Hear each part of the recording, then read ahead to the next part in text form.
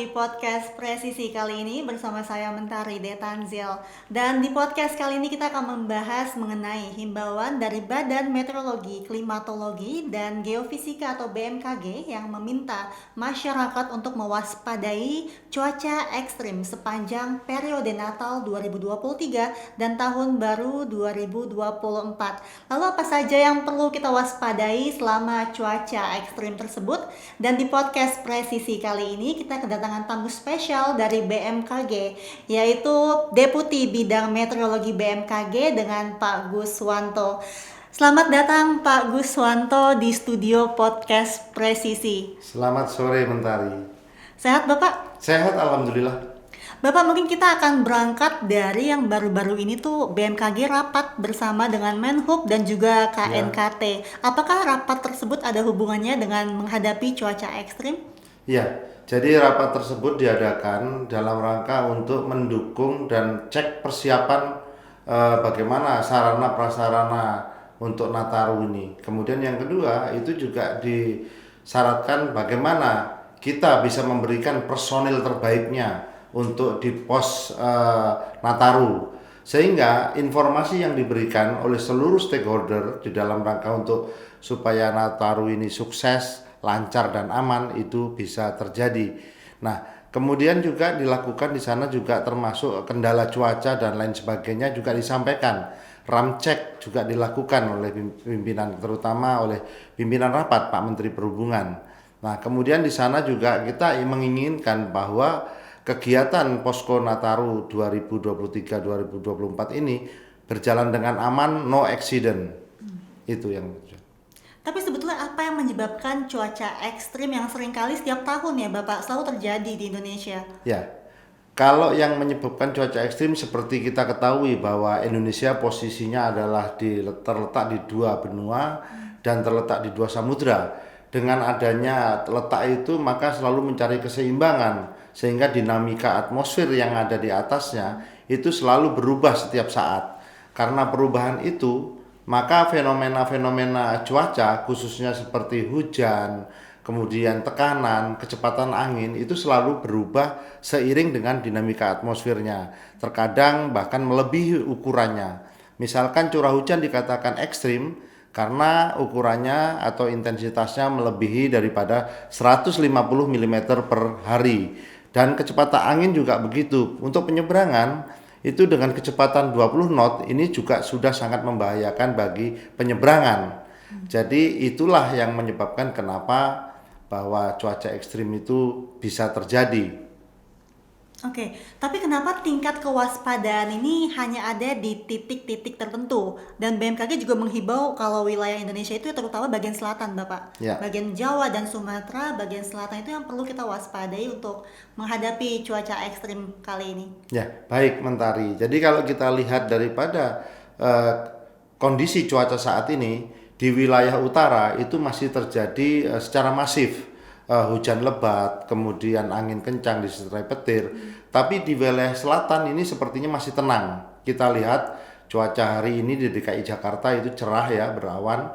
Namun akan mengalami peningkatan itu setelah tanggal 25 ya. Itu kita lihat melalui perakiraan atau kita sebut prospek cuaca dari BMKG. Nah, pada saat terjadi peningkatan itulah yang perlu diwaspadai. Biasanya peningkatan intensitas cuaca itu akan memberikan dampak kepada lingkungan sehingga bisa menyebabkan bencana hidrometeorologi itu. Oke, berarti memang potensi nanti hujan lebat hingga ekstrim yang adanya angin kencang itu di tanggal 25 nanti, Bapak. Betul, ada. Kalau kita lihat dari tanggal 19 sampai 24 itu wilayah DKI Jakarta, wilayah Jawa Tengah masih dalam kondisi hujan ringan. Namun pada saat tanggal 25 sampai tanggal 1 itu sudah mengalami peningkatan. Di sana ada hujannya sudah hujan lebat. Demikian kira-kira. Itu untuk wilayah selatan saja. Lalu dengan wilayah utara bagaimana, Pak Gus? Nah, wilayah utara sampai saat ini itu masih dipengaruhi oleh adanya sirkulasi siklonik yang ada di Laut Cina Selatan. Kemudian juga kita melihat bahwa saat ini ada sirkulasi siklonik juga di Pasifik. Nah, dua hal inilah yang menyebabkan mengapa di wilayah utara itu masih terjadi hujan kategori sedang hingga lebat. Oke, lalu dengan potensi dari gelombang tinggi di Samudra Hindia, mungkin Pasifik hingga Selat Sunda, bagaimana dengan pelayaran dan juga transportasi laut, Bapak? Baik, terkait untuk informasi gelombang tinggi, kita bedakan bahwa gelombang tinggi ini akan terjadi peningkatan kira-kira tanggal 2 sampai 6 Januari, yaitu khususnya di wilayah Samudra Hindia Selatan, di selatan Jawa Barat, Jawa Tengah, dan Jawa Timur. Sedangkan di Laut Cina Selatan itu di Natuna itu akan mengalami peningkatan dan kira-kira gelombang 2,5 sampai 4 meter akan terjadi di sana. Untuk penyeberangan, khusus untuk penyeberangan, di samping tinggi gelombang yang perlu diperhatikan adalah kecepatan angin, di mana kecepatan angin 20 knot ini akan menjadi tingkat kewaspadaan untuk menutup penyeberangan. Kalau untuk kewaspadaan peringatan dini, kecepatan angin 15 knot ini perlu diterapkan, sehingga pada saat 20 knot maka sudah menutup untuk penyeberangan. Oke, berarti itu tanggal 1 hingga 2 nanti? Ya, akan ada penutupan transportasi laut? Dan berarti juga begini, jadi itu hanya threshold yang diberikan, bukan berarti tanggal 1 akan ditutup, tidak. Jadi kita saat ini variabel anginnya itu di sana mulai dari 3 knot, 4 knot. Apabila angin ini meningkat nanti di tanggal berapa ya, itu SOP untuk melakukan penutupan penyeberangan itu akan dilakukan. Jadi kami sudah melakukan rapat koordinasi dengan Polri, dengan ASDP, Pelindo di Merak, itu kita lakukan tanggal 21 kemarin untuk join SOP, artinya apabila terjadi peningkatan kecepatan angin 15 sampai 20 knot, maka akan dilakukan peringatan dini dan penutupan. Baik, itu kan untuk nanti penyeberangan Betul. dari transportasi laut. Betul. Begitu Bapak. Bagaimana dengan aktivitas nelayan yang mungkin tidak jauh dari pesisir? Ya, kalau kita lihat aktivitas nelayan yang tidak jauh dari pesisir, artinya nelayan ini kan menggunakan kapal yang di bawah 5 groston ya. Artinya tradisional perahunya. Nah, ini dengan tinggi gelombang saat ini 1,5 sampai 2,5 itu tidak disarankan.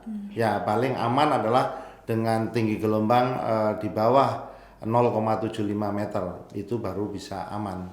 Dan kelihatannya kalau kita lihat di Samudra Hindia Selatan itu akan mengalami peningkatan sampai 2,5 nantinya. Jadi untuk nelayan Arab tidak memperhatikan hal-hal yang harusnya diperhatikan gitu.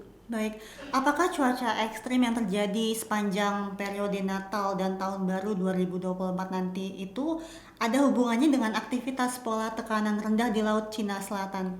Betul sekali. Jadi untuk kondisi cuaca Nataru ini sebenarnya ada 3 yang perlu diwaspadai. Yang pertama yaitu adanya sirkulasi siklonik atau tekanan rendah jelawat ya, tropical cyclone jelawat.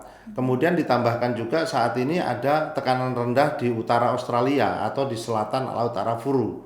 Nah, yang tekanan rendah di Laut Arafuru ini bergerak menuju wilayah Nusa Tenggara Timur. Ini yang perlu diwaspadai. Sedangkan tekanan rendah yang dari Pasifik itu sepertinya akan mengalami pelemahan nanti ketika dia sudah masuk di wilayah Filipina. Wilayah mana saja yang terdampak, Bapak?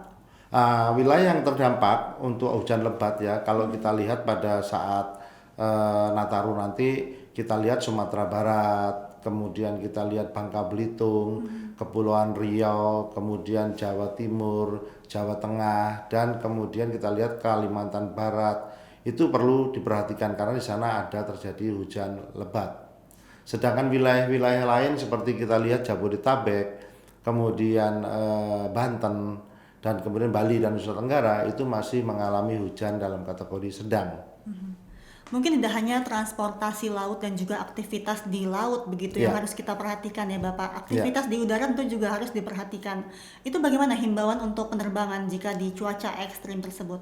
Baik, jadi untuk mendukung transportasi Nataru di sisi transportasi udara, kami memiliki aplikasi yang namanya SIAM, Sistem Informasi Aviation Meteorologi. Ini open, kita buka, diberikan untuk para pilot bisa melakukan. Kalau zaman dahulu pilot briefing itu pilot sudah harus datang, tapi dengan adanya digitalisasi, pilot cukup membuka dari gawai ataupun dari handphone masing-masing. Nah, di sana sudah ada namanya informasi tutupan awan, informasi radar, kemudian informasi arah dan kecepatan angin, informasi meteorologi report, informasi CPC, dan juga satu bahwa ada informasi signification meteorologi SIGMET. Nah, seperti hari ini saya juga surprise sore tadi atau siang tadi itu rupanya Bandara Internasional Minangkabau BIM itu ada terjadi debu vulkanik di sana. Dan tadi kami sudah menerbitkan SIGMET. Kemudian kami berkoordinasi dengan Airnav, dan Airnav juga sudah menerbitkan warning untuk SIGMET tersebut. Jadi itu sudah baku bagi kita. Oh, sudah sejak kapan itu bentuk aplikasi yang dibuat oleh BMKG sendiri atau bagaimana? Betul, itu aplikasi yang dikembangkan oleh BMKG dengan joint development dengan beberapa partner, ada yang di luar negeri maupun di dalam negeri. Intinya bahwa apabila ingin dikembangkan lebih lanjut, kami bisa melakukan secara mandiri oleh BMKG. Ini adalah joint development. Sudah sejak kapan itu develop aplikasinya, Bapak? Dilakukan sudah 3 tahun yang lalu. Sudah cukup lama berarti cukup ya? lama joint developmentnya. Tapi mungkin masih banyak masyarakat yang belum tahu ya, karena saya juga baru mendengar aplikasi tersebut. Bapak, mengenai cuaca ekstrim sepanjang periode Natal nanti, daerah-daerah mana saja yang berpotensi mengalami hujan dengan intensitas sedang hingga lebat nanti? Baik, kalau wilayah-wilayah dengan intensitas hujan sedang hingga lebat itu terjadi di Sumatera Barat, terjadi di Bengkulu, terjadi di Bangka Belitung, Kepulauan Riau, kemudian Kalimantan Barat, Kalimantan Tengah, kemudian ada juga di Nusa Tenggara Timur dan di Jawa Timur. Baik Pak Guswanto, kita akan melanjutkan perbincangan setelah jeda berikut. Pemirsa tetap di podcast Presisi.